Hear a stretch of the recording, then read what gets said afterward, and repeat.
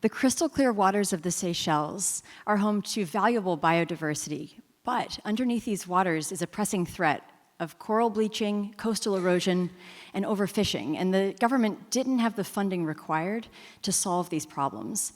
Fortunately, they were able to swap a portion of their debt for conservation in effectively a refinance that allowed the savings to go toward nature. And this innovative financing solution provided for a 30% amount of protection for the Seychelles waters. This is wonderful. But this story isn't just about the Seychelles. It's about the power of what can happen when public and private institutions come together to solve long-term climate change. These programs require immense funding and often are high risk with uncertain returns. So how then can we address this problem? Public-private partnerships. What a tongue twister. They're as difficult to coordinate sometimes as they are to say. But what they do is leverage the efficiency of the private sector to accomplish goals for the public good.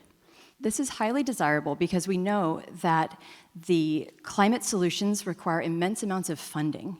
And the only way that we're going to get that funding for these long-term solutions to climate is with the partnership between these sectors.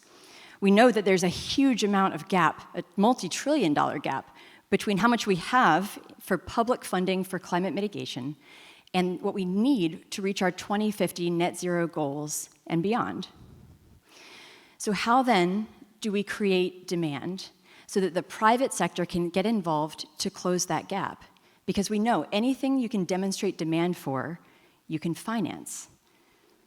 Let's take a look at this concept of blended finance between public and private at work at Africa's largest wind farm. The Lake Turkana wind farm was highly desired by the government. The Kenyan government wanted to see the power grid shift to have 15 to 20% of its entire energy supply come from renewables from this wind power plant, so that it can switch off of heavily polluting power plants running on oil, and so that it can provide a low-cost solution across the country for energy supply. And it also needed energy security for all of these citizens. So how then to afford it? The Kenyan government partnered with private interests to allow for scale and efficiency of this project. The government participated.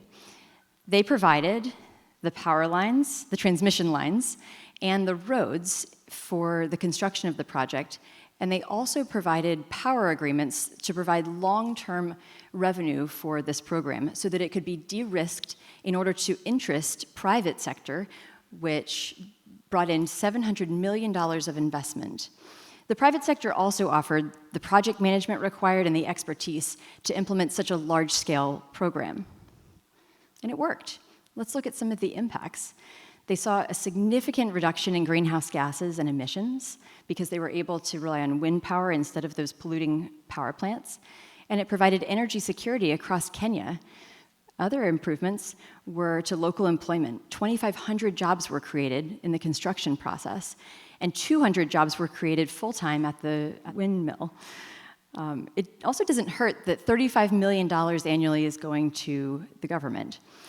Auxiliary benefits included healthcare, education access, and an increase to clean water access for the local communities bordering Lake Turkana. So as we saw in this example, where we have private investment coupled with public support, we can get scaled impact. It's back to our tongue twister of public-private partnerships. Our goal here is to shape financial infrastructure so that globally we can unlock the flow of capital. We're looking to scale long-term, large-scale solutions to climate change so that we can impact generations to come. Thank you.